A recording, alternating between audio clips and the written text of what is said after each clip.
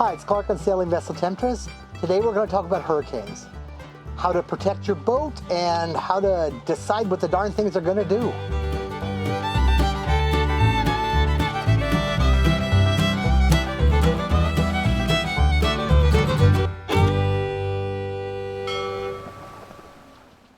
If you're going to take your boat cruising, you really want to go to the tropics.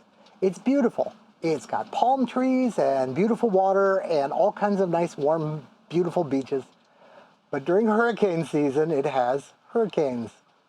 Well, one's coming our way. It's on the forecast. It's a concern. We're in a good bay, so we're not terrified or anything, but it's a concern, and we have to decide today how to deal with it. This is how you decide how to deal with a hurricane. If you're going to take your boat south, you need to know about the hurricane zone and the hurricane season. There's a season when hurricanes are prevalent, and there's a slightly larger season when they basically never happen. And then there's an area where they are prevalent and an area where you don't have to worry about them. The prevalent area goes from about where Grenada is, north, up to, well, let's say to the Bahamas. It's a weird shaped area. It has a bit of a curve to it because they kind of come in and they try to blast right into the Windward Islands. And they can continue on straight to Central America, or they can curve up. And the ones that curve up are the ones you hear about. They get to Texas, they get to Florida. Some of them even go up the east coast of the US. A lot of them will curve up early and go right out into the Atlantic, and basically nobody cares. But if you're in any of that area, and it's a pretty large area, and it's also the area that has the great weather, it's where you want to be. The hurricane season runs from June to November officially. But, you know, July is when you really have to start worrying. And November 1st, you know, there's sometimes they'll happen outside of the season. But by the time you get October or so, you know, you're pretty much okay. It's that July, August, September, October, you know, right in there, that's the nasty bit. You've got to have a plan for hurricanes. You've got to keep a weather eye, as they say, out to see if one is coming. And then when you see one coming, you have to analyze it.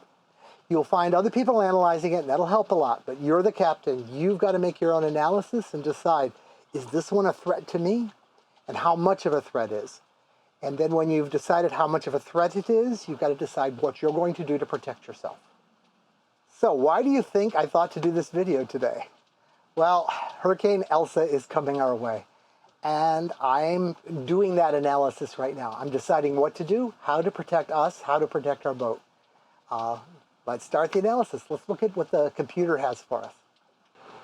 When I first started sailing through the Caribbean, it was before cell phones were readily available, definitely before smartphones.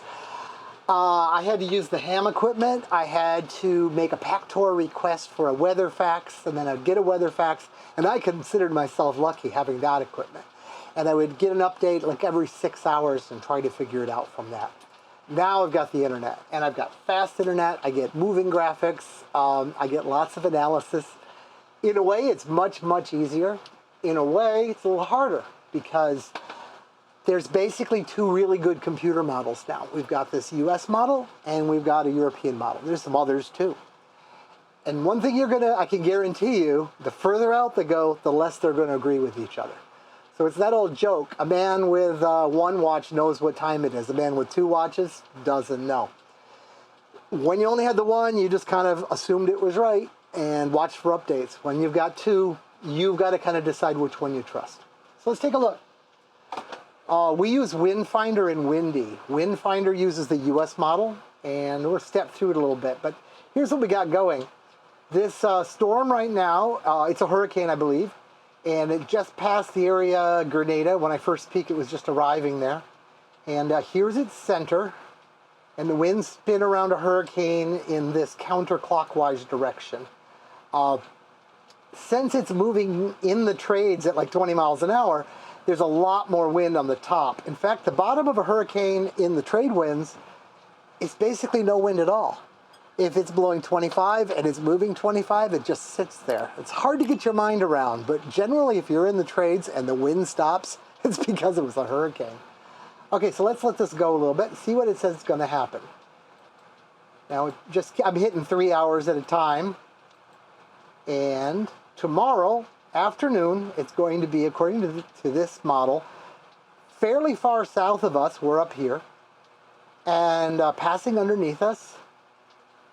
But we're affected by it. You can see that the winds here are much stronger than they normally are. And continues up. Looks like it's going to be a bad day for Jamaica. Nope, kind of turned right above Jamaica. When you go above you, again, there's not going to be much wind. And then it comes up. And it's going to Cuba. Think about Cuba and Dominican Republic. These are islands with great big mountains in them. And hurricanes hate mountains. It really messes them up. So see how it went into Cuba? And now it comes out the other side, and I stand corrected. It still has some energy, and it must be pretty low mountains there. I think maybe the Cuban mountains are further up this way. And it goes up, and it's going to go up and probably hit the Florida Panhandle and do what it does. It's very important for you in Florida, but honestly, I don't care by this point. I have a house in Florida. It's made out of concrete. Here is Windy. Windy uses the European model, and this one I will let launch here because we know it's going to do about the same thing. This one has it just a tad bit higher, even where it goes through those island groups. I'm going to try to keep my mouse here kind of on the center of it. It's not as well formed here. But it had it actually hit Hispaniola. And look what happened. It's sort of gone. In fact, I think it's kind of gone. Let me stop this. Back it up a little bit. It came in. Remember, there's mountains here and there's mountains here. And it went into the mountains. And the mountains just ripped the energy right out of it. By now, it's already less formed. The wind that was going across the land has just lost its velocity. It's hitting all those big peaks. They're like walls. But this one has it closer to us. So this one has more wind up where we are up here. So it's going to be at least a blustery day for us. Let's look at some of the sources. Here is NOAA's site, and it's showing a hurricane, actually. You click on that, and I get all these detailed charts. And you can look through those at your leisure. I'm going to jump right over to here. A friend of mine really likes this source. He pays for it, and they send it to him as emails when there's anything of interest. It's called Crown Weather. I don't know a lot about Crown Weather, but what I do know is the guy who gets it and sends it to me is somebody I trust. And he says he's been watching more hurricanes in this part of the world than I have. I've traveled more distance, and he's lived here for a long time. And he feels that Crown has the most consistently correct analysis. And anyway, here is what Crown has to say. Crown isn't really a data gathering. I don't think they have any models per se, like big supercomputers or anything. I think they look at everything available and give an analysis. And you want raw data. Don't just go by analysis. Look at the raw data. First off, you'll never learn how to do your own analysis unless you look at the raw data and see what happened. It gives you a big trust to know where they're coming from. But most importantly, never trust somebody else's opinion. It's your boat. Now I'm going to give you my analysis. This is what I'm betting on. And my bet is important because if I get it totally wrong, we could get plastered. If my bet was totally wrong in the other direction, I might do a whole lot of work and take a whole bunch of risks and move the boat, and it turns out it's nothing. So you got to find the right answer in there. You can't let yourself get all stressed about nothing because these storms keep coming. It would be an exhausting year if you overreacted each time. Well, let's look at this NOAA map. This is on that Crown site. I like that it's going to go just south of the island. The other report said it was going to go even further south, and well, that'd be good too. That's less for us. So I'm going to go by this one as the conservative approach. Now, it's on the other side of a big mountain from us. Its eye is down. I'm not expecting a whole lot of effect on our side. We're going to get a lot of gust we're going to get a goodly amount of wind, more than the normal trade winds. Remember, we get like 25 knots on a normal day here, so it's going to be a goodly amount of wind. So maybe gusts 50 would be a high gust. We're probably going to get some rain.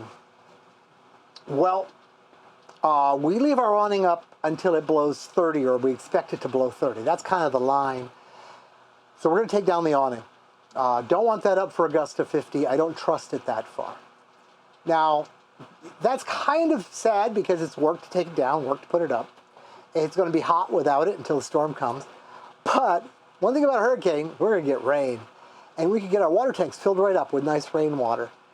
That's in theory. The thing is, when the wind is blowing as strong as it's going to be blowing during the rain is more of a sideways phenomena, and it doesn't accumulate enough to get down the pipes. It just gets thrown off into the ocean. So we wouldn't get any real water in our tanks from it anyway.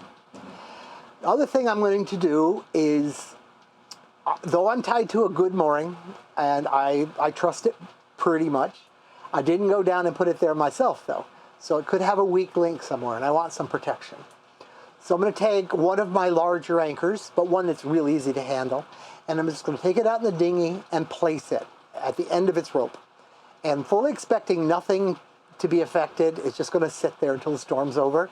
It's on a piece of nylon line, and nylon sinks to the bottom, so it won't be in anybody's way. It just comes up to the boat.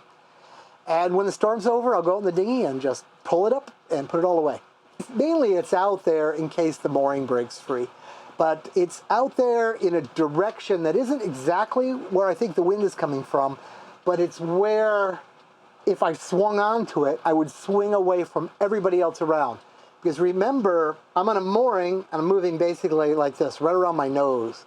But if I go onto an anchor with a 300-pound line, I'm going to start swinging in a big circle, like a big pendulum, and I could become a danger to other boats.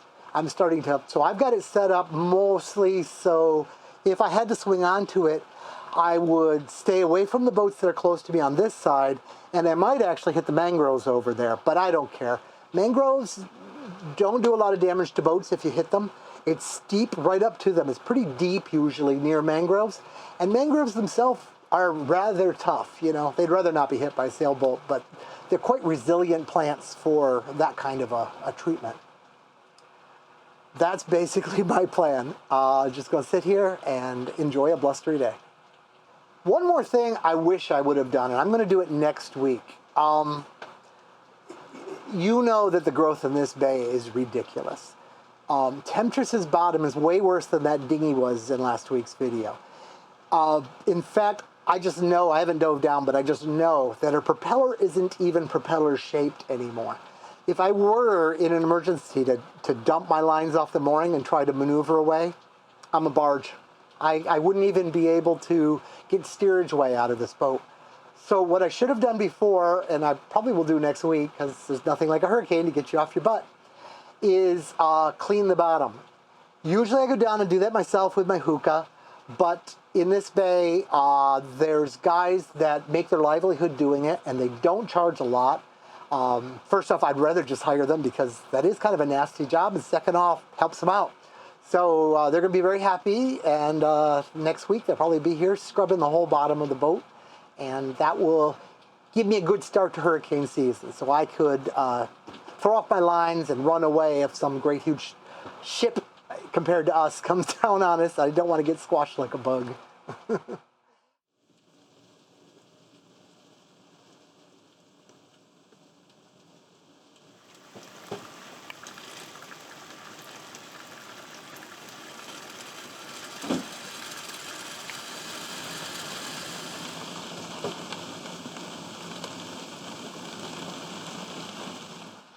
All right, it's about 8:15 here in Luperon, and you can probably hear it's quite windy. When I got up this morning about half an hour ago, it was very calm, and here comes the rain. So I'm on the computer checking both of the models through Windy and Windfinder, and it looks like the storm, they're saying right now, is going to go under Hispaniola and under Cuba and probably swing around and hit Florida, which isn't great for our house back in Florida.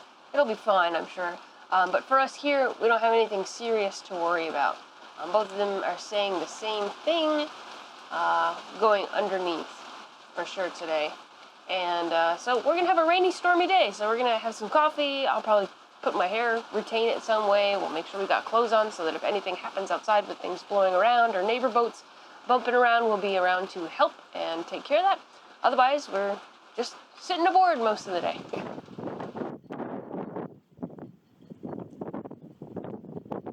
I haven't walked the decks, looked for those last minute things that need to be tied down. We're going to get like 40 knot gusts by the end of the day, and certainly wouldn't want to deal with a problem once it's happening. So I got to tie down some solar panels, do a few things like that.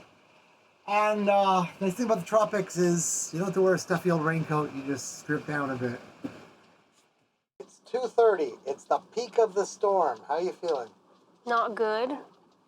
I mean, it's fine. The storm's like halfway over, probably. Most of it's past us. But I'm feeling very high strung, I guess. There's a lot of noises, there's a lot of wind, there's a lot of boats around us that don't have people on them, and we don't have any control over their boats. So it's just kind of, you have to be at a different level of awareness, and it's stressful. Yeah.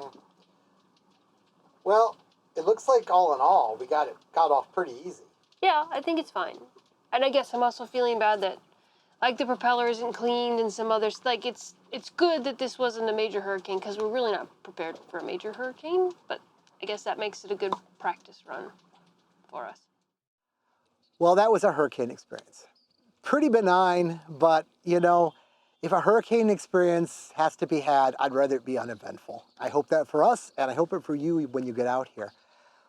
But it is stressful, you know. During the day, we were arguing a bit more than we normally do. Emily definitely was showing it there early when we filmed her. It could get really bad. We got very lucky and it didn't. Anyway, good day from Temptress, and hope your cruises go smooth. Got all your precious water. You're rich.